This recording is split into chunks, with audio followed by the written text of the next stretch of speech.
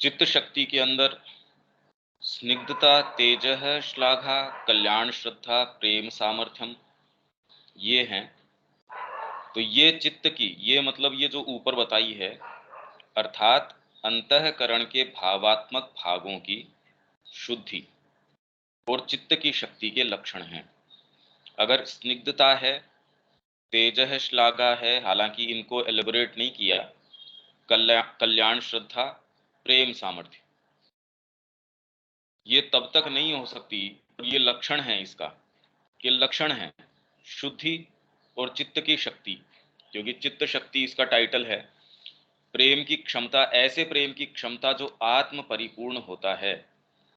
अगर परिपूर्ण नहीं है तो कामना है, वो फिर बाद में सीकिंग करता है, वो किसी चीज के लिए सीख करता रहता है, वो आत्म परिपूर्ण नहीं है। आत्म परिपूर्ण होगा कि उसके कोई भी मोटिव न हो, तो ही वो वास्तव में काम कर सकता है और कामना या लालसा या निराशा से अविचलित होता है। कामना, लालसा, निराशा, इन किन्हीं से भी, मतलब वो आत्म परिपूर्ण है तभी जाके वास्तव में ये शुद्धि और चित्त की शक्ति का लक्षण हो सकता है। जितनी ही व्यापक और अधिक सार्वभौमिक होती है, मतलब प्रेम की क्षमता, प्रेम की क्षमता जितनी ही व्यापक और अधिक सार्वभौमिक होती है, और मंगलम के रूप में ईश्वर में श्रद्धा और सभी चीजों में आनंद जितना अधिक दृढ़ होता है, चित्त में दिव्य शक्ति उतनी ही महत्तर हो जाती है। मतलब परमात्मा जो भी कर रहा है वो मंगल ही कर रहा है, और खाली ये कोई मेंटल पोइज नहीं, आपको डीप डाउन अगर इस चीज का पता हो तो फिर तो कोई दिक्कत ही नहीं है। तो ईश्वर में श्रद्धा आपको इसके अंदर आ गई कि मंगलम के रूप में, और सभी चीजों में आनंद जितना अधिक दृढ़ होता है, चित्त में दिव्य शक्ति उतनी ही महत्तर हो जाती है। भाई इसके क्या क्या रिपरकशन होंगे अगर आपके मन में दृढ़ रूप से ये स्थापित हो गया कि ये तो कुछ भी कर रहे हैं वो मंगलम है ही, तो ऊपर नीचे होने का फिर बाद में कारण ही नहीं रहा। एटलीस्ट कम से कम अगर बुद्धि के अंदर भी ये चीज स्थापित हो जाए तो बहुत सारे जो रिएक्शंस हैं हमारे, उसका काफी कुछ तो कमर टूट जाएगी कि ये तो जो हो रहा है वो मंगलम ही हो रहा है। तो तब वास्तव में आप जो भी कर्म है, कितना भी गंभीर कर्म है या जैसा भी है, वो तब कर पाएंगे। अब चलो अपने बुद्धि शक्ति। हाँ,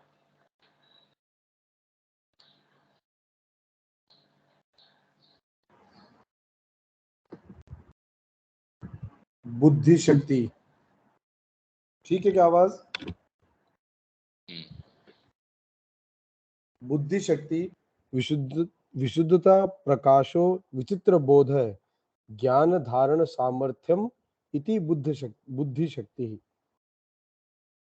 मनस और बुद्धि पर अलग अलग विचार करने की आवश्यकता नहीं है, ठीक है, क्योंकि शक्ति के ये तत्व 6 इंद्रियों और मन में विचार शक्ति दोनों पर लागू होते हैं।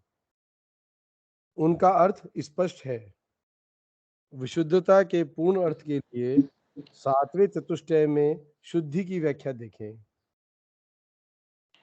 तो इसमें विशुद्धता, प्रकाश, विचित्र बोध, ज्ञान धारण सामर्थ्य, ये धारण सामर्थ्य तो मतलब अलग अलग कि क्या क्या आप धारण कर सकते हैं बुद्धि शक्ति। अभी तो ज्ञान धारण सामर्थ्य है ही नहीं।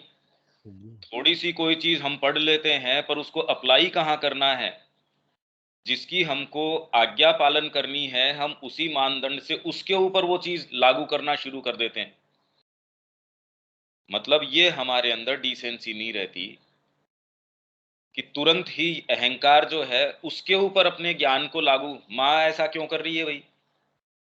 अरे तेरे को ये किसने अधिकार दे दिया कि तू माँ का आकलन करे, श्री अरविंद का आकलन करे? जिस चीज के ऊपर उसको लागू करना चाहिए उसके ऊपर लागू करता नहीं। ये धारण सामर्थ्य होना ये बड़ा मुश्किल है। तो मनस और बुद्धि पर अलग अलग विचार करने की आवश्यकता नहीं है। हालांकि ये अपने समय में, क्योंकि श्री अरविंद का हम ये पढ़ेंगे तो इसके अंदर मनस का बड़ा डिटेल और पहले गया भी है माइंड की लेयर्स के विषय में। अर्ली कल्चरल राइटिंग के अंदर हमने पढ़ा था कि जिसकी पहली लेयर है आपका चित्त, फिर बाद में है मनस, और चित्त के अंदर भी पहले निष्क्रिय और सक्रिय, फिर मनस, फिर बाद में बुद्धि, बुद्धि के फिर बाद में बुद्धि की लेफ्ट हैंड फैकल्टीज और राइट हैंड फैकल्टीज, और फिर बाद में उसकी ऊपर की लेयर्स, उसके अंदर फिर बाद में आपके इंट्यूशन भी आ सकती है, उसमें डिस्क्रिमिनेशन भी आ सकता है, फिर और ऊपर आप जाएंगे तो और हायर फैकल्टीज हैं। ये वहां भी आया था और बाद में भी गीता के परिप्रेक्ष्य में भी आएगा, जगह जगह जगह जगह सिंथेसिस में भी आ जाएगा। अब यही है कि हम जैसे ही वो प्रसंग आए उसको पहले वाली जो चीज है उसके साथ अगर जोड़ें, वो तो तब हो जब पहली वाली हम बचाए रखें, और उसके साथ साथ साथ साथ अलग अलग परिप्रेक्ष्य में किस तरीके से सारी चीजें बताई जा रही हैं वो उसके एड ऑन करते रहें। क्योंकि शक्ति के ये तत्व 6 इंद्रियों और मन में विचार शक्ति दोनों पर लागू होते हैं। मन की अगर हम बात करेंगे तो वास्तव में मन एकमात्र इंद्रिय है। तो जब 6 इंद्रियों, 5 इंद्रियों और एक्चुअल जो मन है वो है छठी, और मन के विचार शक्ति, मन में विचार शक्ति दोनों पर लागू होते हैं। उनका अर्थ स्पष्ट है। विशुद्धता के पूर्ण अर्थ के लिए कि इसमें विशुद्धता जो पहला इनका घटक या पहली तत्व जो इन्होंने बताया है, विशुद्धता, प्रकाश, विचित्र बोध, धारण सामर्थ्य, इसके अंदर विशुद्धता के पूर्ण अर्थ के लिए 7वें चतुष्टय में शुद्धि की व्याख्या देखें। ये अपने समय के ऊपर आ जाएगा, चंडी भाव। हाँ, विचित्र बोध क्या होता है? विचित्र बोध ये भी शायद आएगा हम्म। क्योंकि ठीक है, इनको एलिब्रेट किया नहीं इन्होंने। हाँ इनको आगे करेंगे। बाकी है ये रियलाइजेशन, मतलब हम्म। बोध जो है इस कॉन्टेक्स्ट के अंदर ये रियलाइजेशन की बात कर रहे हैं। हाँ तो जो एक तो वैरायटी का आपको अलग अलग चीजों का जो बोध होता है, रियलाइज आप करते हैं, और वो जब ज्ञान भैया आप है। हेलो, विचित्र बोध का मतलब एक ही बात को 4 आदमी अलग अलग समझता है, उस सेंस में है क्या? हाँ हो सकता है भाई, अलग अलग 4 आदमी अलग अलग समझते हैं, वही तो मैं कह रहा हूँ कि भी कोई भी ज्ञान हाँ, को हाँ, जब आप वैरायटी के अंदर, वैरायटी बोल रहा हूँ ना मैं, हाँ, वो एक ही हाँ, व्यक्ति भी उसके अंदर अगर मानसिक चीज डेवलप्ड हो तो वो एक ही को अलग अलग एंगल से देख सकता है। जैसे श्री अरविंद ने और माँ हाँ, ने शिक्षा के विषय में कहा कि आप एक ही चीज को लीजिए। भाई कोई भी व्यक्ति सामान्य जीवन के अंदर भी कौन सफल ज्यादा होता है, जब मैं ये समझता हूँ कि भी शब्या जी का पॉइंट ऑफ व्यू ये है, और जब मैं ये समझ जाता हूँ तो अपने बीच में हार्मनी और बेटर स्थापित हो जाती है। और अगर मैं इसी पे आग्रह रखूं कि नहीं मेरा ही पॉइंट ऑफ व्यू सही है, तो वो तो कभी भी सही नहीं हो सकता। हम कभी भी एक किसी कॉमन ग्राउंड पे नहीं आ सकते। तो ये अब एक बोध ही जितना ही आदमी का होगा। भी विचार बदलता है। एक ही आदमी का उसी सब सेंटेंस में या उसी एक ही बात को हम जब बार बार पढ़ते हैं तो हर समय अलग अलग बोध होता है। हाँ होता है, क्योंकि बुद्धि की शक्ति की हम बात कर रहे हैं ना, तो इसके अंदर आपको कितनी चीजों का बोध प्राप्त कर सकते हैं आप, और कितनी गहराई से प्राप्त कर सकते हैं। भी जैसे भौतिक स्तर के ऊपर आपने कोई चीज का बोध प्राप्त किया, फिर प्राणी के स्तर के ऊपर उसका बोध, और उसके अंदर भी कितनी वैरायटी है। भौतिक स्तर के ऊपर भी आपका स्वाद, आपको कोई चीज के अंदर आपके सर्टेन प्रेफरेंसेस हैं, पर बुद्धि ये कहती है नहीं नहीं, ये आपके हेल्थ के लिए जरूरी है इस समय। ये आप जो औषधि ले रहे हैं, ये जीभ को तो आपको थोड़ा सा कड़वी लगती है, पर बुद्धि तुरंत ये कह देगी नहीं नहीं, ये बोध है उसको। तो इतना इतना ये है हमारे अंदर कि इसको, ये वैरायटी या अलग अलग चीजों का, और फिर ये बोध भी अलग अलग स्तर के ऊपर है, कितना डीप वो बोध हो सकता है। और कुछ किसी चीज के प्रति सेंसिटिव है, कुछ किसी चीज के प्रति सेंसिटिव है। तो ये बहुत अलग अलग वैरायटी की बात है, तो कितना किसके विषय में बात की जाए। चंडी भाव।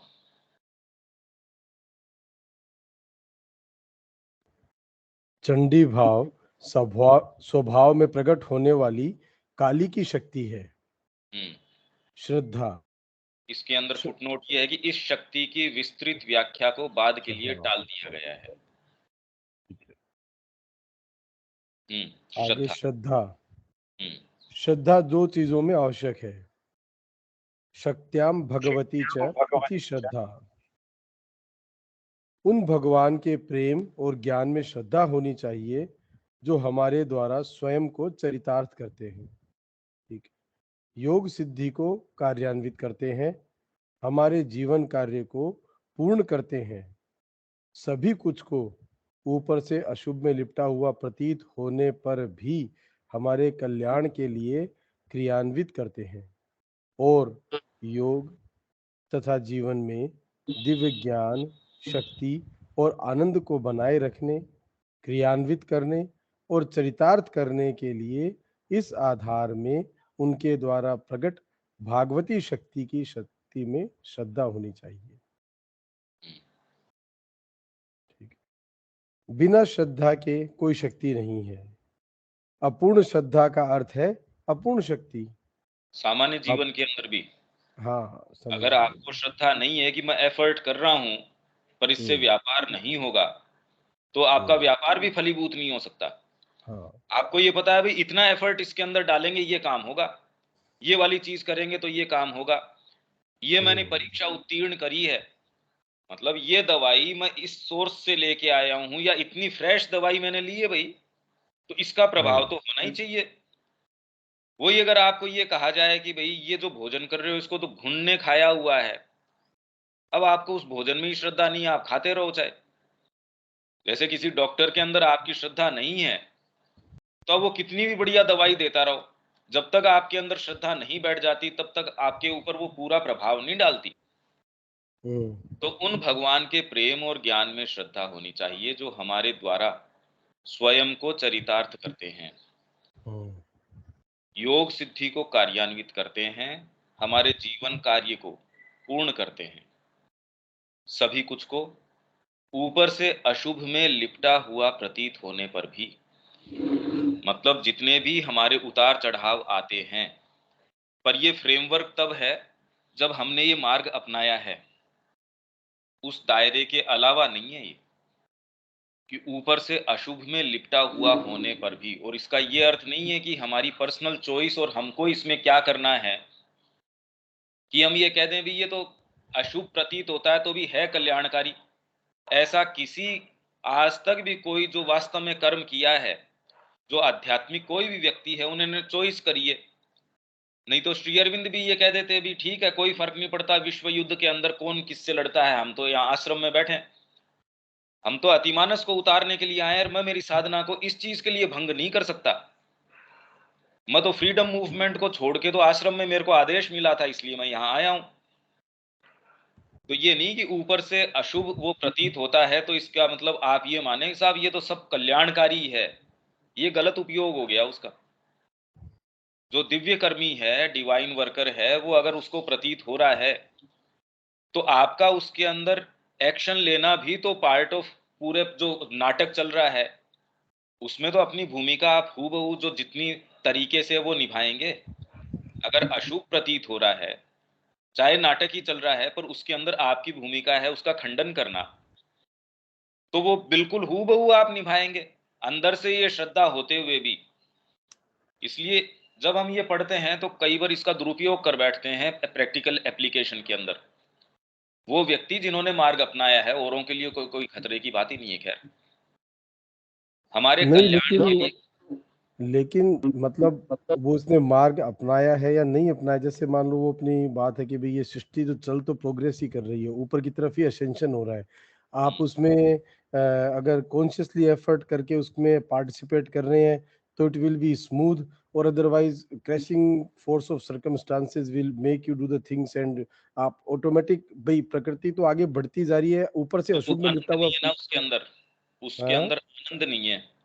हाँ, वो एक अलग बात है, कहा था लेकिन कि जो कुछ भी तेरी जो प्रकृति के खिलाफ अगर तू युद्ध से चला जाता है तो हाँ, तेरी हाँ, प्रकृति फिर देखेगी कि जो अधर्म है उसकी विजय हो रही है, फिर तू बाद में मतलब अवश्य रूप से फिर से इसमें संलग्न होगा, पर उसमें कोई आध्यात्मिक मेरिट नहीं है।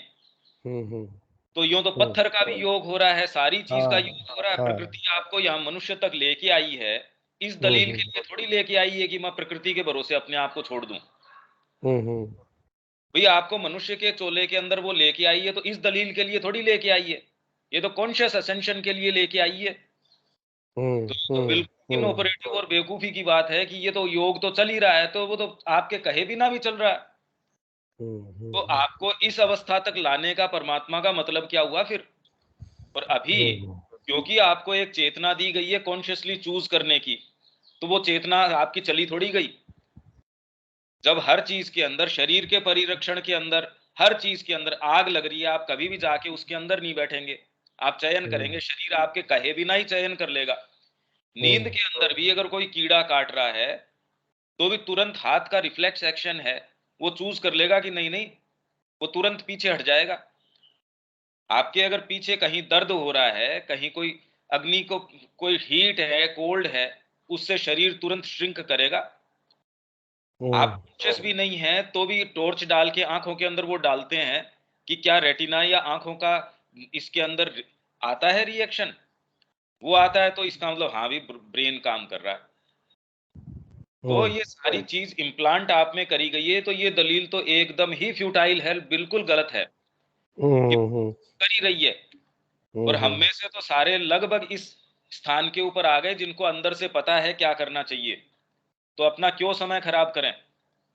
गंभीरता से इसके अंदर क्यों नहीं लगा जा सकता हमसे? ये तो सामान्य व्यक्ति भी ये बात नहीं करता व्यापार के अंदर कि ठीक है परमात्मा जैसा करे वैसा करे। जैसे गीता के अंदर वो कह रहे हैं भाई गुण गुणों के अंदर बरत रहे हैं, तो अपने आप ही प्रकृति मेरे साथ जैसा करेगी वैसा करेगी, ये चलती नहीं है बात। ओहो। ये बिल्कुल इनऑपरेटिव और गलत बात है। ये बिल्कुल गलत बात है। इसका कृष्ण प्रेम ने भी जबरदस्त खंडन किया है। मतलब कहीं भी हम देखते हैं जो वास्तव में जिसने जीवन में कुछ किया है उसने खंडन किया है इस बात का। ओहो।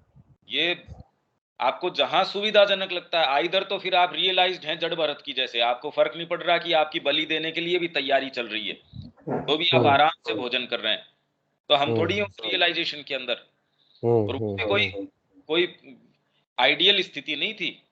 तो श्री अरविंद भी उसको कोई, वो तो जड़ जड़ के अंदर रियलाइजेशन है। और उससे ऊपर की भी अवस्थाएं हैं, बालवत भी है, फिर बाद में उन्मत्त भी है, सेज भी है, उसके ऊपर की अवस्थाएं भी हैं। ये कहना बिल्कुल गलत बात है। इसमें भी पहली पहली लाइन में यही है, उन भगवान के प्रेम और ज्ञान में श्रद्धा होनी चाहिए, सबसे पहली लाइन ये इसी के अकॉर्डिंग है। हाँ, पर ये तो मैं ये कह रहा हूँ कि ये फ्रेमवर्क भी उसके लिए है जिसने ये मार्ग अपनाया है भाई, हाँ, अदरवाइज उसमें ये प्रेम लाइन और श्रद्धा होगी तो नहीं होती मार्ग ना। अपनाएगा। भाई यही सही तो है। मैं कह रहा हूँ, योग सिद्धि, अरे योग अपनाए ही नहीं, सिद्धि किसकी होगी?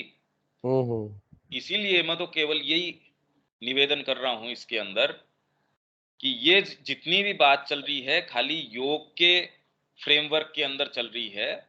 और ये जितने भी वर्णन चल रहे हैं भी सप्त चतुष्टय की बात कर रहे हैं हम, तो ये सारा का सारा हमको साधना या योग के परिप्रेक्ष्य में देखना चाहिए, ये अदरवाइज लागू नहीं होता। हाँ आगे। बिना अपूर्णता या तो विश्वास की शक्ति में या उसके ज्ञान प्रकाश में हो सकती है। ठीक है। शुरू में तो श्रद्धा की पूरी शक्ति होना पर्याप्त है, क्योंकि योग के आरंभ से ही हमें पूर्ण ज्ञान प्रकाश नहीं मिल सकता।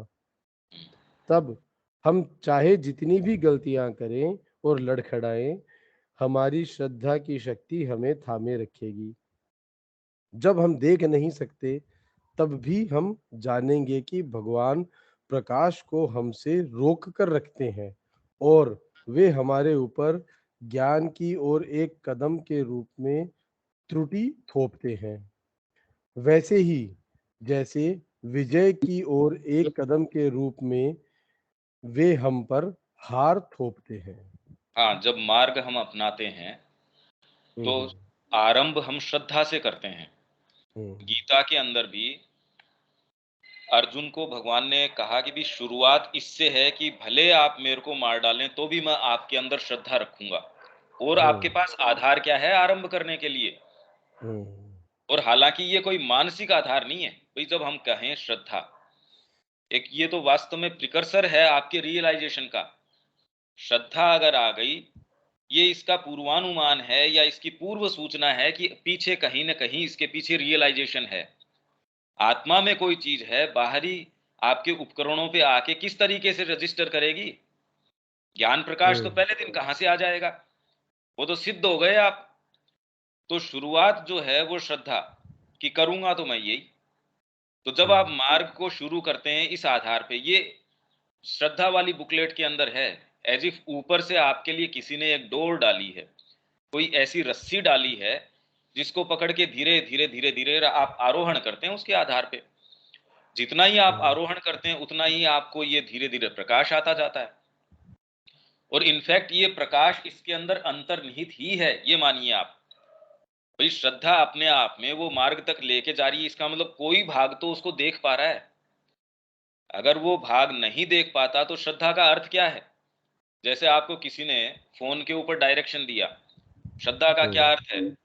जैसे मैं अभी इस समय यहां बैठा हूं, तो मेरे को कोई फोन के ऊपर ये कह रहा है कि आप एक काम कीजिए, आप इस समय यहां हैं, लेफ्ट लीजिए।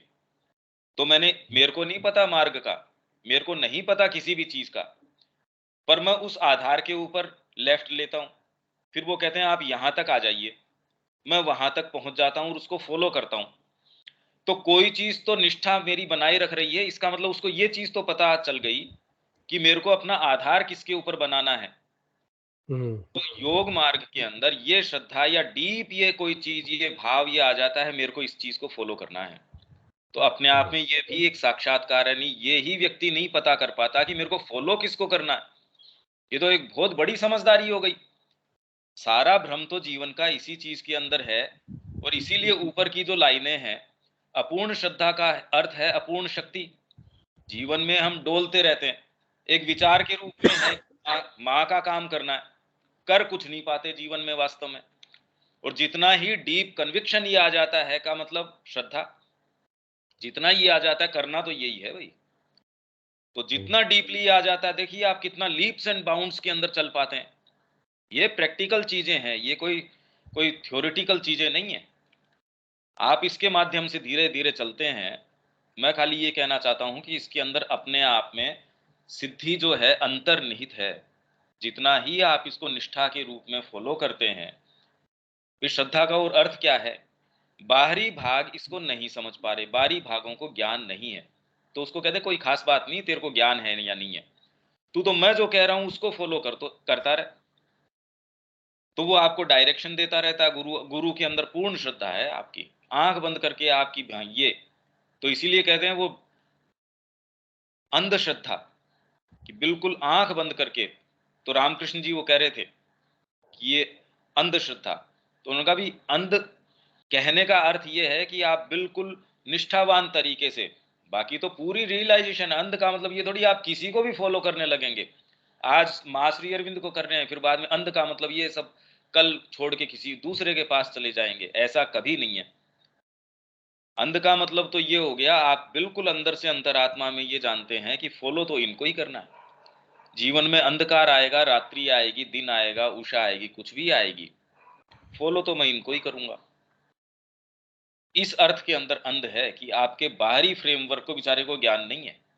शरीर को कुछ नहीं पता, प्राण को कुछ नहीं पता, मन नहीं जानता, पर वो वाणी सुन रहा है माँ की कि माँ मैं नहीं जानता मेरे को इस स्थिति में क्या करना चाहिए, तो आप बताइए मेरे को ये करना चाहिए। तो अगर आप वास्तव में लॉयल हैं तो आपको अंदर से वाणी सुनाई देगी।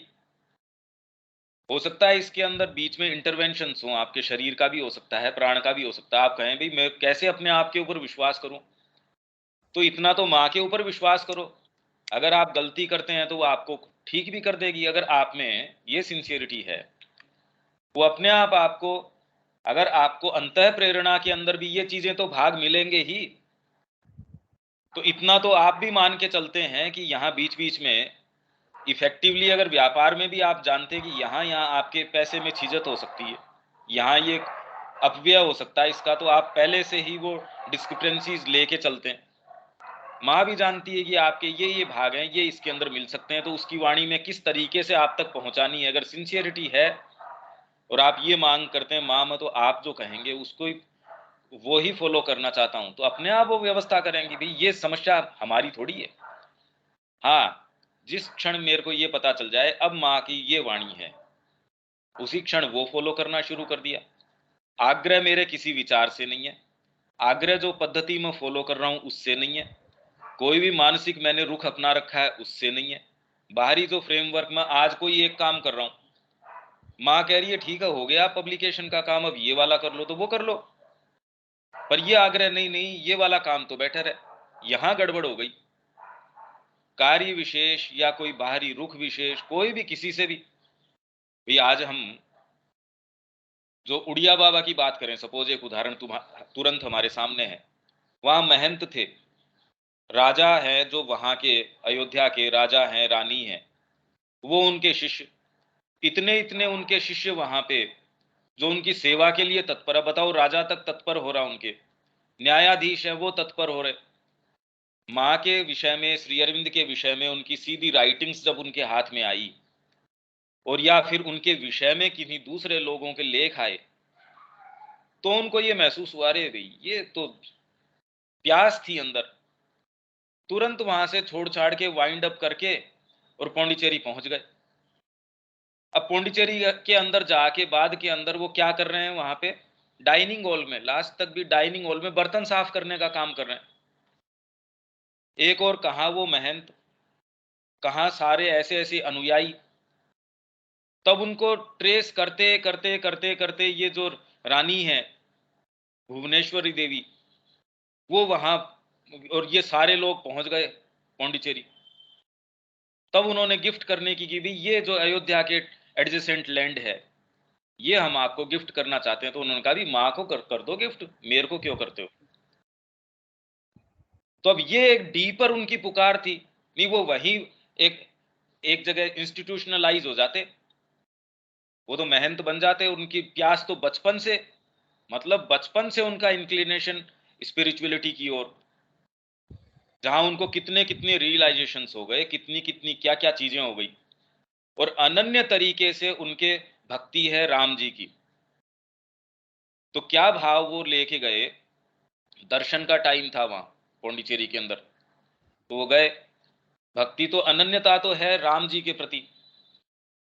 अब जब राम और सीता का दर्शन हो गया माँ और श्री अरविंद के अंदर, तो उन्होंने कहा मेरी भक्ति कोई अयोध्या के प्रति थोड़ी है, मेरी तो राम जी के प्रति है। और राम जी अगर यहां बैठे हैं तो मैं वहां वापस हो जाऊं। तो ये उनकी स्टोरी है।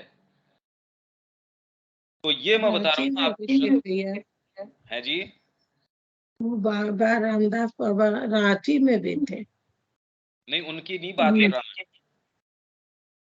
ये जो तो पांडिचेरी में थे, सुना?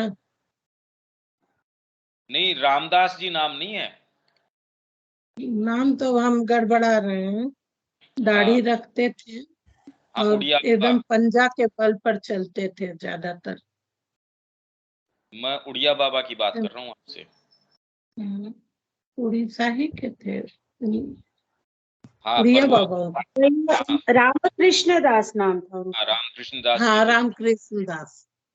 हाँ उनसे जब मिले थे और पता तो था, ये बताए कहाँ ये से आए उड़िया हैं, तो लोग बोले तो मैं वहाँ गए ना। वहाँ रहा हूँ। हाँ और हाँ, उस जो उड़िया लोग वहाँ इतने सारे गए हैं, ये उड़िया निलियम और ये जितने भी वहाँ हैं, ये सारे के सारे इसी माध्यम से गए। बहुत बहुत भक्त थे उड़िया बाबा के। और वो वहाँ डाइनिंग हॉल के अंदर, बताइए, बर्तन साफ करने बड़े प्रेम से। उनकी ये बैकग्राउंड है। हालांकि अपन इस चीज के अंदर है कि आपकी ये जो श्रद्धा है, आपकी जो ये डीपर पुकार है, ये वाणी है, नहीं जिनको राम जी का साक्षात्कार हो रहा, सारी चीज हो रहे, उन्होंने तुरंत, क्योंकि अंदर एक और डीपर सिंसियरिटी है, वो किसी चीज की पुकार के अंदर है। जैसे ही वो वहां जाते हैं उनको वहां दिख गए, उनको दर्शन हो गए, माँ श्री अरविंद के अंदर सीताराम के दर्शन हो गए। तो उनका मेरी भक्ति तो सीताराम जी के प्रति है, कोई मेरी निष्ठा वहां के प्रति थोड़ी है। कितनी जबरदस्त बात है ये। मतलब ये छोटी बात नहीं है। इसीलिए इनके विषय में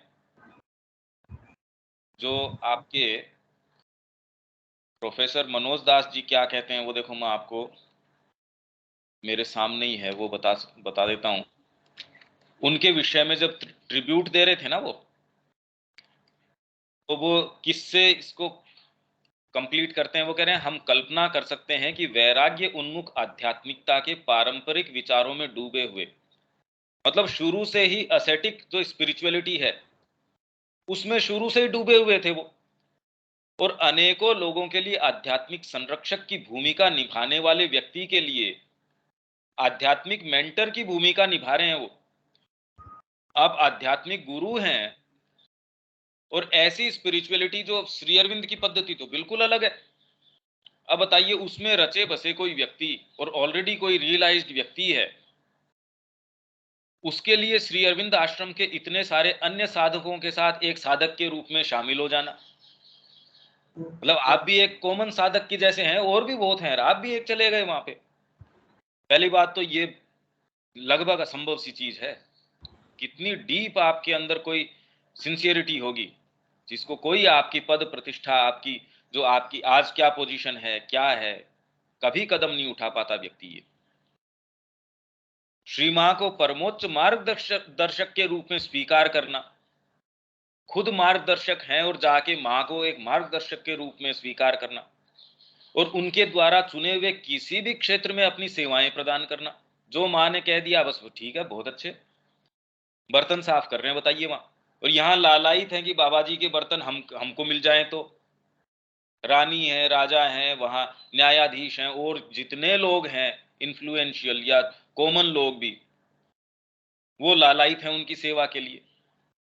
और एक मूलभूत रूप से भिन्न जीवन शैली को स्वीकार करना कितना कठिन कार्य है। आश्रम जीवन के अपने अधिकांश समय में बाबा जी या बाबा जी महाराज, जैसा कि उन्हें प्यार से बुलाया जाने लगा था, आश्रम के भोजनालय में बर्तन धोने का कार्य करते थे, और शारीरिक शिक्षा के वर्ग के एक सदस्य के रूप में, मतलब फिजिकल एजुकेशन के ग्रुप का एक मेंबर थे वो, मतलब फिजिकल एजुकेशन में जाते थे, और उसके डेली कार्यक्रम में शायद ही कभी अनुपस्थित रहे हों। और यहाँ हमारे ऐसे लोग हैं जो इस ग्रुप के अंदर भी, जो कोई वास्तव में कारण नहीं है तो भी इस रीडिंग में अनुपस्थित रहने की कर लेते हैं। वो फिजिकल एजुकेशन में, यहाँ फिजिकल एजुकेशन की बात हो, हम तो भागते फिरेंगे उससे। मतलब 4 दिन गए बाद के अंदर रोज मेरे तो आज व्यापार है, मेरे तो आज ये है, मेरे तो ये है। जो श्री अरविंद की माँ की बातें करते हैं, पर हमारा दिन किस चीज में बीतता है देखो। तो अनुशासन का गहरा बोध और समय के सदुपयोग पर गहरी पकड़ रखने के साथ साथ वे अध्ययन, लेखन, आगंतुकों से सवालों और पत्रों, जिनकी संख्या नित्य बढ़ती ही जाती थी, के उत्तर देने में समर्पित भाव से लगे रहते थे। तो ये जो श्रद्धा है, फिर धीरे धीरे ये ज्ञान प्रकाश, और ज्ञान प्रकाश जब आ जाता है और उसकी शक्ति आ जाती है, तो आप उसको और गंभीर ये नहीं है कि परिणति तक पहुंच गए और आपने कर्म करना बंद कर दिया, तब आप बर्तन नहीं मांजेंगे। अरे भाई ये क्या बात हुई। फिर आपको ज्ञान है तो परमात्मा को सारा ज्ञान है, वो तो सारे काम कर रहा है। ये हमारा ईगो ये कहता है कि भाई नहीं नहीं, इसको तो ज्ञान आ गया, अब ये काम ये कैसे करेगा। अरे बेटर करेगा। पहले तो आप अंधेरे में लड़खड़ा रहे हैं, आप खाली टटोल रहे हैं। जब लाइट जला देंगे तो आप फिर बाद में टटोलने की क्रिया नहीं करेंगे। आप बेटर, आप तुरंत, आपको जहां पहुंचना है, जिस चीज को उठाना है, जिसके साथ जो क्रिया करनी है, आप टटोलते हुए भी लाइट नहीं है, मेरे को लाइब्रेरी में किताब खोजनी है या कोई बैठने की चेयर खोजनी है, और टटोलते टटोलते करता हूं।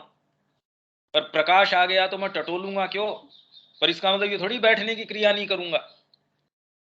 ये कई बार मतलब ये मानसिक क्लैरिटी नहीं रहती कि जी अब आपको कर्म की क्या आवश्यकता है। जैसे कि सामान्यतः माना ही जाता है कि बेवकूफ लोग हैं या जो साधक है उसके लिए कर्म की आवश्यकता है, सिद्ध है उसको कर्म की क्या आवश्यकता है, वो तो आप्त काम है साहब, उसके तो कोई कामना है ही नहीं। और तो कामना नहीं है तो इसका मतलब कर्म का आरंभ तो अब हो सकता है, अब आप प्रॉपर तरीके से कर्म कर सकते हैं। विज्ञान चतुष्टय, ये अपना पहला वाला चतुष्टय चला गया, अब नेक्स्ट चतुष्टय अपना आ गया। हाँ दीपक।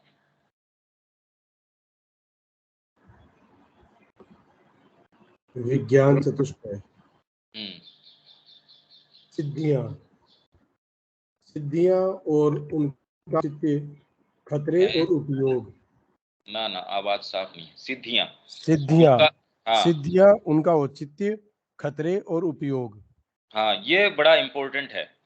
हालांकि अपने को इसकी कोई चिंता की आवश्यकता नहीं है भाई, अपने में से किसके पास कोई ये कहे कि भी, पर हाँ इसको एक साइकोलॉजिकली समझने के लिए, भी ये सारी चीजें समझने के लिए हैं, जिससे कि बुद्धि के अंदर हम आस्वादन, एटलीस्ट कम से कम एक भाग के अंदर, साहित्य का यही तो जो लाभ है सबसे बड़ा, कि हर तरीके के रस का आप आस्वादन कर सकते हैं। अब उसके अंदर जरासंध को दो भागों में फाड़ा जा रहा है। अब प्रैक्टिकली तो आप न तो ये करेंगे और न आप कभी ये इस चीज का सोच सकते हैं, पर जब साहित्य के अंदर आप उस और पर्टिकुलर उस वातावरण में, जब आप उस भाव में हैं, उस सारी चीज को पढ़ रहे हैं, तब आप कैसे एक परिप्रेक्ष्य के अंदर उस चीज का भी आस्वादन करते हैं। इससे आपकी जो ऑल एनकम्पासिंग और सारी चीज का आलिंगन करने की जो शक्ति है वो बढ़ती जाती है। तो साहित्य ये तुरंत ये काम कर देता है, आपको तैयार कर देता है, मैच्योर बना देता है। तो सिद्धियां, उनका औचित्य, खतरे और उपयोग, एक्चुअल में उनका उपयोग क्या है, ये बड़ी एक एक लाइन कीमती है इसके अंदर। तो इसको हम जितना ध्यान से समझें, क्योंकि हम इनफ कभी समझ ही नहीं सकते। आज जितने भी ये चमत्कारों की और की बात चल रही है, अभी तो माइंड रीडिंग की ये सारे दिन आजकल की भी, ये बाबा जी पहले ही पर्चा कैसे बना लेते हैं, तो दूसरे कह रहे हैं ये तो एक साइंस है, तू एक एक ये कह रहा है कि नहीं नहीं ये तो माइंड रीडिंग है। अरे भाई, आप नामकरण कुछ भी कर दें तो माइंड के अंदर भी ये लेटेंट फैकल्टीज हैं। तो किसको तो आप माइंड की बात कहेंगे, तो क्या माइंड की सिद्धियां नहीं है? जैसे भौतिक शरीर की भी सिद्धियां हैं। श्री अरविंद इसके अंदर काया सिद्धि है, काया शुद्धि है, इनकी बात करेंगे कि कितने समय तक, कई सालों तक उन्होंने दांतों को साफ करने के लिए बाहरी किसी चीज का उपयोग नहीं किया, और फिर भी वो कहते हैं पहले एक पीली लेयर थी, अब धीरे धीरे जो है वो ये मेरे को सिद्धि प्राप्त हुई, मैंने कोई बाहरी मंजन है कोई चीज नहीं करी। बालों की वो बताते हैं कि बाल जो है मैंने इसके ऊपर ये वाली पर्टिकुलर सिद्धि को अप्लाई किया, या ये मैं पर्टिकुलर इस चीज के अंदर था फेज में, तो केश जो हैं बड़े रेस्पोंड करते हैं। आप इस चेतना की स्थिति में हैं तो बड़े वो इस तरीके से सिल्की हैं, या ये जैसे भी हैं। श्री अरविंद ने इस स्तर तक सारे काम किए हैं। इसमें कुछ एग्जाम्पल्स आगे आएंगे, वो बड़े इंटरेस्टिंग है।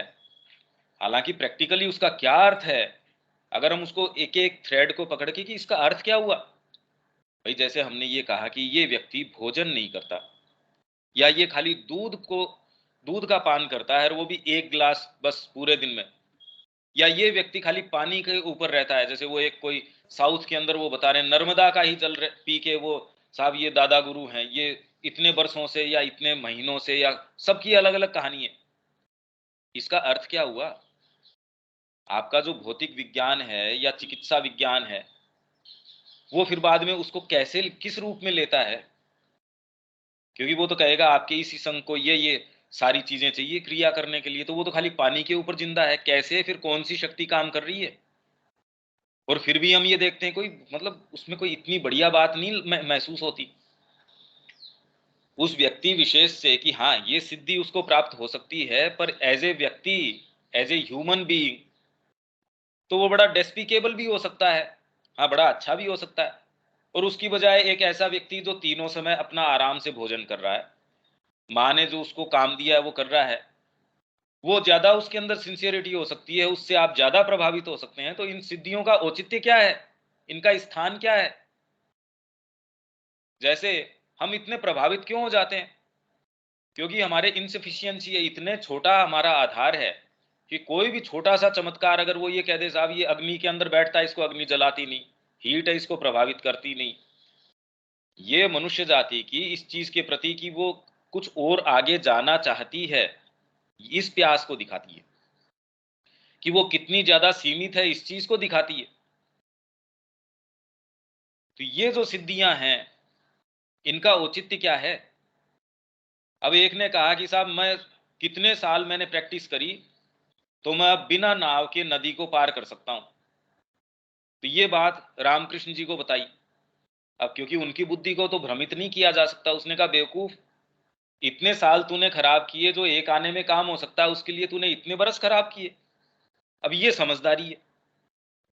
अब उस सिद्धि को किस परिप्रेक्ष्य में रखना चाहिए, पानी पे चलने वाली को देख लीजिए। अभी यहां तो हम छोटी सी, हमको व्यापार में कोई, हमको कुछ प्राप्त हो गया, धन प्राप्त हो गया, कोई थोड़े सा कोई पोजीशन प्राप्त हो गई, उसमें हम, हमारी धारण सामर्थ्य नहीं है। अगर कोई इस तरीके की सिद्धि आगे का देखना, या मैं कोई मेरे जेस्चर मात्र से किसी के रोग को ठीक कर देना, पानी पे चल देना, लेविटेशन की मेरे अंदर अगर ताकत आ गई, मैं थोड़ा सा हवा में अगर आधा इंच भी उड़ जाता हूं तो मैं तो पूरी दुनिया को ऊपर नीचे कर दूंगा कि मेरे बराबर तो व्यक्ति कौन।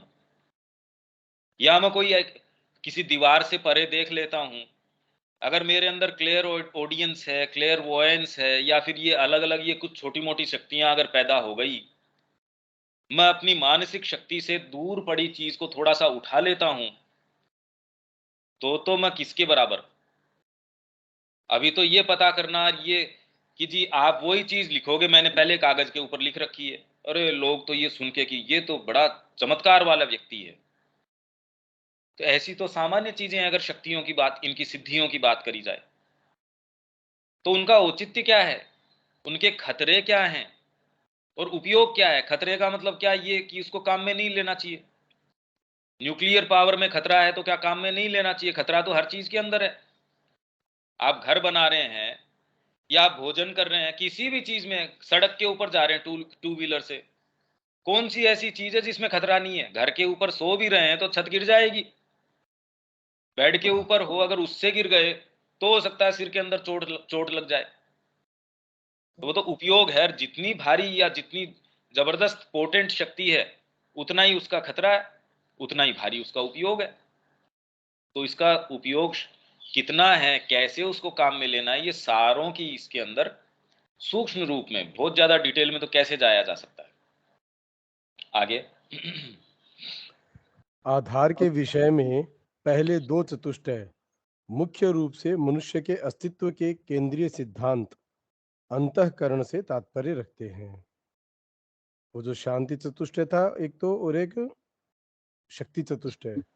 हम्म, हम्म।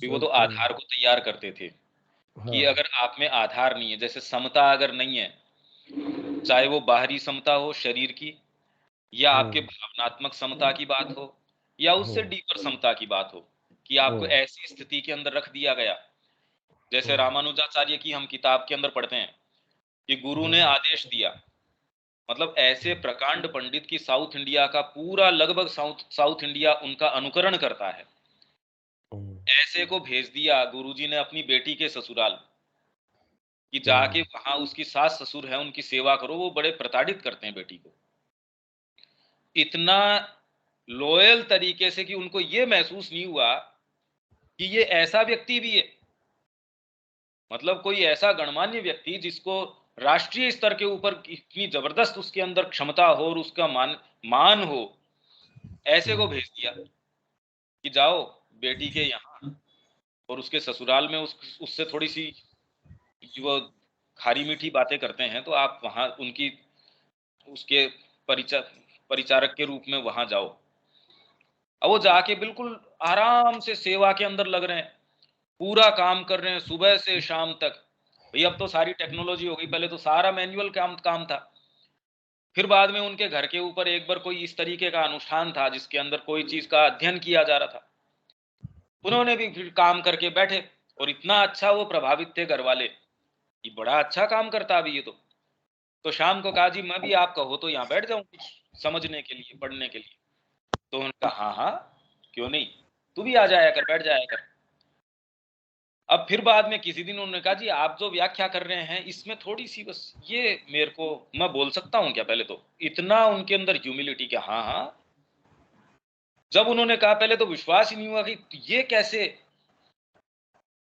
तब जब पता चला उन्होंने पांव पकड़ लिए, जी हमारा बड़ा ये तो दोष हो गया, ये तो आपसे हमने सेवा करवा ली, आप वो हैं। जैसे युधिष्ठिर का इनका अज्ञातवास के बाद पता चला उनको कि अरे हमने आपको ऐसे ऐसे अपमानित किया, ओहो ये है समता।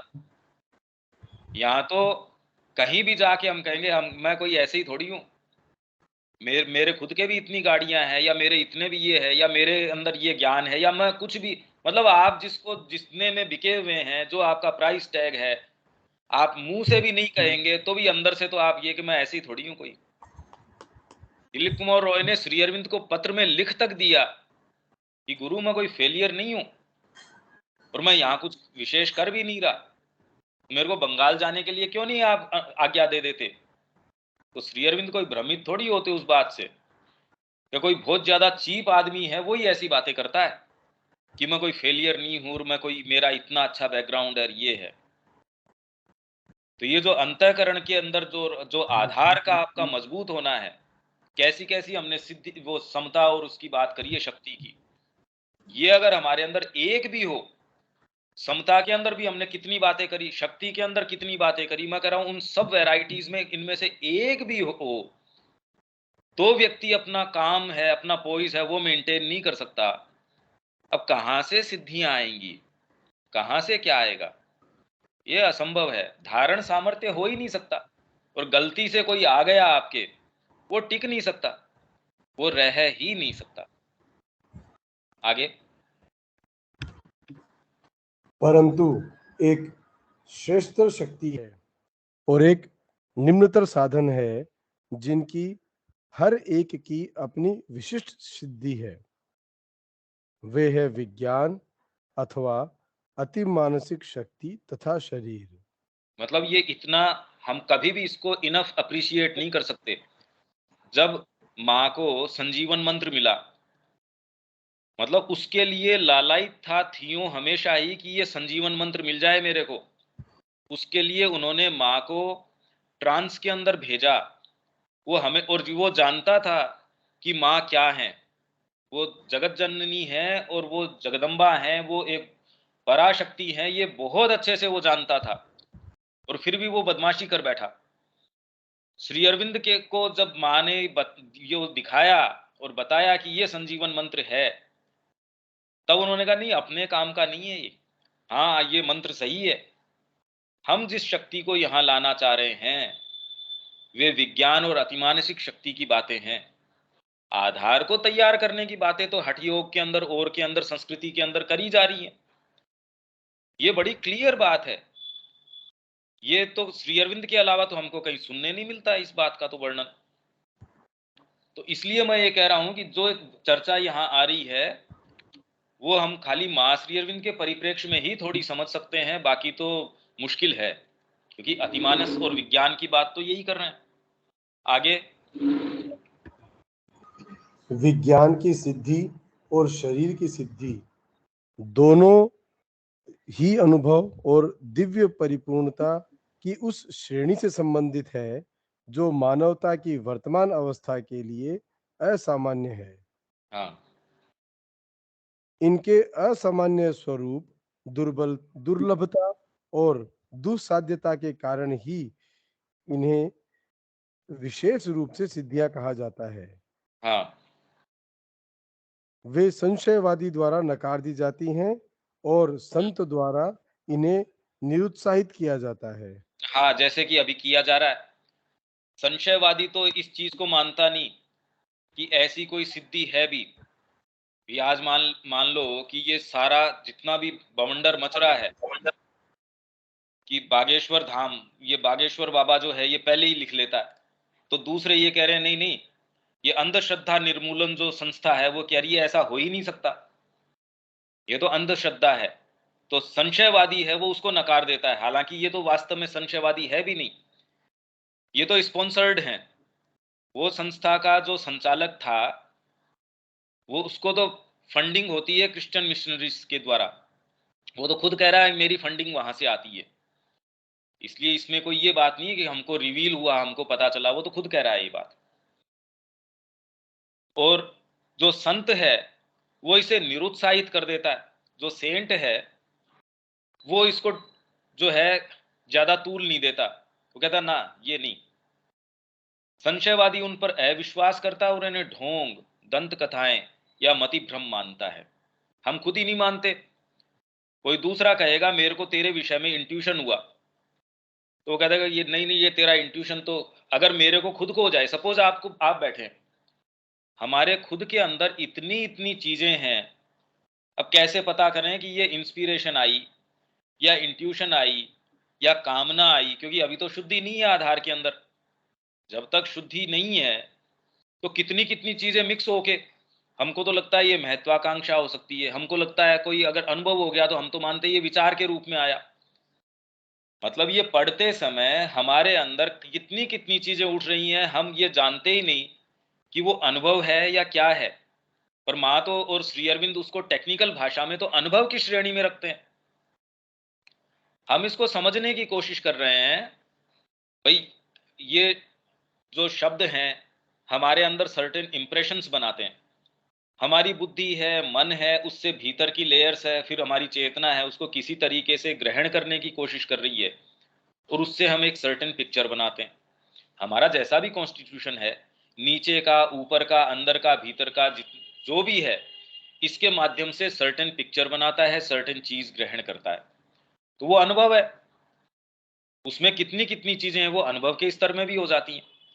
और हो सकता है वो इस समय आपकी चेतना उसके ऊपर काम कर रही हो, वो धीरे धीरे काम करती है, 5 दिन बाद में आपको वैसी चीज से रूबरू होते हो, तुरंत क्लिक होके आपने 6 महीने पहले पढ़ा था, आपको एक्टिवली आज ध्यान भी नहीं है, पर माँ का कोई सर्टेन कोटेशन है, आज कोई काम कर रहे हो, आप उसके बारे में सचेतन रूप से सोच भी नहीं रहे, क्लिक कर जाएगा, उसका प्रकाश आ जाएगा।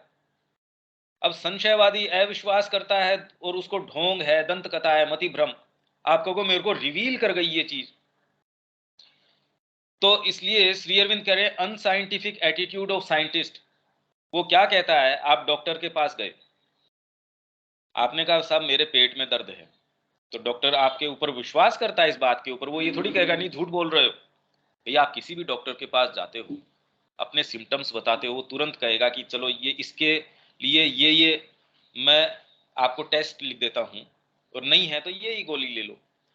वही आप डॉक्टर को जाके या ये कहेंगे रात को मेरे को एक विजन हुआ, विजन के अंदर मैंने माँ की आकृति देखी और उनके चारों तरफ ग्रीन ओरा था या ब्लू था या ये जो साइकिक ओरा था या जो भी, वो कहेगा हेल्यूसिनेशन है, रात को नींद लिया करो, जो कि ज्यादातर केसेस में सही होगा भी। जिस तरीके के हम हैं उसके अंदर ये ठीक भी है कि आपको वो फिर बाद के अंदर थोड़े से पैसिफाइंग चीजें दे, आपके बुद्धि को थोड़ा ठीक करे, पर मतलब सिद्धांतिक रूप से ये अनसाइंटिफिक एटीट्यूड है। एक चीज को तो वो मान रहा है, उसने देख थोड़ी लिया आपके पेट में दर्द है या नहीं है, आपके कान में दर्द है या नहीं है। आपको मेरे कान के अंदर मेरे को ऐसे झुंझुनी सी आवाज आती है, तो वो कहते हैं हाँ हाँ ये डिसबैलेंस हो सकता है, आपके पर्टिकुलर ये वाली चीज हो सकती है। वही आपको उसको जाके डॉक्टर को ये कहेंगे, किसी फिजिशियन को, साहब मेरे को नूपुर ध्वनि सुनाई देती है भगवान कृष्ण की, वो कहता नींद नहीं ले रहे क्या आजकल, वो बीपी चेक कर लेगा तुरंत आपका, और वो कभी इस चीज को विश्वास कर ही नहीं सकता। तो संशयवादी अविश्वास करता है और उन्हें ढोंग, दंत कथाएं या मति भ्रम कहता है। जैसे कदाचित कोई चतुर पशु मनुष्य की तर्क शक्ति में अविश्वास कर सकता है। कितना सुंदर एग्जाम्पल दिया है कि किसी में तर्क शक्ति है, पशु क्या तर्क शक्ति को क्या कहेगा, अरे मति भ्रम है, ये पागल लोग हैं। बताओ बगीचे में बैठे इनको क्या सेब के पेड़ नहीं नजर आ रहे? कोई बंदर अगर आपको देखेगा बगीचे में बैठे हुए तो क्या आंखें फूटी हुई क्या इनकी, इनको नजर नहीं आ रहे ये पेड़ वगैरह? क्या ये काट के खा रहे हैं, यो ही क्यों नहीं खा लेते? देख कैसे पागल लोग हैं। तो जो तर्क शक्ति है उसके अंदर कोई चतुर पशु है वो अविश्वास कर सकता है। संत उन्हें हतोत्साहित करता है क्योंकि वह उसे ईश्वर से दूर ले जाती प्रतीत होती हैं। देखो आज इसको और ज्यादा हम आगे नहीं लेके जा सकते, अभी तो इसमें कोई अगर प्रश्न है, क्योंकि मैं इसको दोबारा लेना चाहूंगा, ये हम अपन बहुत गहराई में इसमें जाके समझना चाह रहे हैं, बड़ी इंटरेस्टिंग चीज है ये। श्री अरविंद इसके अंदर जो एग्जाम्पल दे रहे हैं वो भी बहुत ज्यादा इंटरेस्टिंग है। तो इसमें अभी तक कोई बात रविकांत जी, शब्या जी, क्योंकि हमारा आज का समय तो हमको यहीं तक अनुमति देता है। नहीं स्पष्ट है, कोई कंफ्यूजन नहीं है। तो ठीक है भैया। हाँ पर कितना इंटरेस्टिंग है ना ये। हाँ, बहुत इंटरेस्टिंग। और इसको यदि आज हम लोग एक बार अपने से पढ़ के हाँ रखें और कल आप इसको पढ़ाइए तो हाँ ज्यादा समझ में आएगा। बिल्कुल बिल्कुल। नहीं, ये बहुत ज्यादा इंटरेस्टिंग चीजें हैं। और मैं खाली ये कहना चाहूंगा कि हमारे सबके साथ ये चीजें हैं। हमको ये चीज पता होनी चाहिए कि ये वाली चीज तो अनुभव है, ये वाली चीज हम्म, मेरे अंदर आई, ये वाली चीज ये है। अदरवाइज तो हम अनुभव भी अगर हमको हो रहा हो, उसको उसको राइट उसमें उस लाइट में नहीं ले पाते, उसको जितना हमको इम्पोर्टेंस देनी चाहिए। जैसे पढ़ते समय कितने कितने हम सबको अनुभव हो रहे हैं, हमको राइट उसके अंदर उसका वैल्यू दे ही नहीं पाते। तो ये हमको अलग करना आना चाहिए कि ये वाली चीज कामना है, ये वाली चीज आवेग है, ये वाली चीज मेरी कोई मानसिक मेरे तो पूर्व धारणाएं हैं, ये वाली चीज मेरे अंदर से एस्पिरेशन आ रही है। तो ये सारी धीरे धीरे धीरे धीरे हमको अलग करके देखनी चाहिए। एक चीज हमको और आपसे पूछना था। ये विज्ञान चतुष्ट के पहले वाला जो हम लोग पढ़ रहे थे उसमें लास्ट सेंटेंस, जब हम देख नहीं सकते हम जान भगवान, तभी हम जानेंगे कि भगवान प्रकाश को हमसे रोक रखते हैं। वे हमारे ऊपर ज्ञान की ओर एक कदम के रूप में त्रुटि थोपते हैं, जैसे विजय की ओर एक कदम के रूप में हार थोपते हैं। ये लाइन हाँ, को हम थोड़ा क्लियर तो करवाना जान रहे हैं चाहते हैं। अभी हम में से कौन सा है। भाई जैसे आप देख रहे हैं अपने जीवन को, आपको हम्म, आरंभ से ही माँ के अंदर पूरा विश्वास रहा है, हम्म, आपको ये एस्पिरेशन रही है कि मैं माँ की ओर चलूं। तो अभी भी आप ये जानते हैं अपने अंतर के अंदर भी, सिद्ध तो आज हम नहीं हो गए, तब भी हम्म, अंदर से आपको ये लगता है, अगर आप वास्तव में इस मार्ग के ऊपर हैं, पूरी आपके अंदर श्रद्धा है, तो आप ये अंदर से ये जानते हैं कि भगवान प्रकाश को हमसे रोक कर रखते हैं। भाई सारा प्रकाश कौन हम में से बैठा है जो ये कह सकता है कि मेरे को तो पूरा प्रकाश आ गया? नहीं आया। तो नहीं, भगवान ने इसलिए, क्योंकि मैं अभी तैयार नहीं हूं। अगर इमेच्योर है, बच्चा है, उसके हाथ में अगर उसको ये नहीं पता कि जो उसके हथियार आप हाथ में पकड़ा रहे हो, अगर क्या उसके लिए वो लायक है। आप किसी प्लेन को ऐसे व्यक्ति के हाथ में नहीं पकड़ा देंगे, अगर पायलट हम्म, है वो शराब पिया हुआ है तो भी नहीं पकड़ाएंगे, हम्म, क्योंकि वो इस समय अधिकारी नहीं है। तो हम्म, भगवान हमसे रोके रखते हैं। आप इस चीज को जानते हो, पर फिर भी मैं माँ का काम करता रहूंगा। वो इसलिए करूंगा, वो प्रकाश आएगा या नहीं आएगा, वो देंगी या नहीं देगी, मैं आनंद के अंदर हूं। हाँ, आज की विजय है, वो कल का पायदान है, कल मैं उसके ऊपर आगे बढ़ूंगा। अगर मैं कोई त्रुटि करता हूं, देखिए रोना धोना व्यक्ति क्यों करता है? अगर ईगो से उसको एट्रीब्यूट करता है तो रोता है वो। हम्म, हम्म, पर अगर ये है कि अच्छा ये चीज से मेरे को ये सीखना है, ओहो ये अरे इस कंडीशन में ये कामना, हाँ ये पता चला। जैसे आप रूम की सफाई कर रहे हैं और रूम में से हम्म, कोई बिल आपको नजर आया, अच्छा ये चूहे यहां से आते थे। अब आपने तटस्थ तरीके से उसको देखा तो आपने कहा चलो इसको बंद करने का काम करते हैं। तो वैसे ही हमारे बीइंग में पता नहीं कितने कितने बिल हैं, कितनी कितनी नालियां हैं, कितनी कितनी क्या क्या चीजें हैं, और कितनी कितनी हम्म, निधियां भी हैं। तो जब निधियां नजर आए तो उससे कोई ये नहीं इलेटेड हो जाए, और ऐसी चीज आए तो ये नहीं कि साहब हमें एकदम ठप्प होके बैठ जाएं। तो ज्ञान की ओर एक कदम के रूप में त्रुटि को थोपते हैं। कोई त्रुटि अगर हम कर रहे हैं, हम मान अच्छा, के चल रहे हैं हम तो बहुत अच्छे रूप में कर रहे हैं, पर वो तो त्रुटि थी जी आपकी। मैं व्याख्यान कर रहा हूं 20 साल से, ये मेरी त्रुटि थी। मेरे को करना तो डाइनिंग हॉल में बर्तन साफ करने का काम था। तो जब मेरे को ये पता चल गया, भाई त्रुटि का मतलब ये थोड़ी कि मैं कोई ऐसे कामों में संलग्न हो गया। त्रुटि का मतलब तो ये है कि मेरे से जो चाह रहा है वो नहीं कर रहा। त्रुटि तो यही है कि इस- जिस समय मेरे से जिस चीज की मांग करी जा रही है वो मैं नहीं कर रहा, तो वो त्रुटि थोपते हैं। किस लिए? ज्ञान की ओर एक कदम नहीं, तो मेरे माइंड से मैंने सोच लिया और एक सीधी रेखा के अंदर निकल गया। सर्वांगीण ज्ञान जो है वो एक गोलाई के रूप में है। तो ये एक त्रुटि को थोपते हैं हमारे ऊपर, और विजय की ओर एक कदम के रूप में हार थोपते हैं। अगर हार नहीं होती आपकी, तो विजय के गुरूर के अंदर आप निकल पड़ते और भयंकर गलती कर बैठते।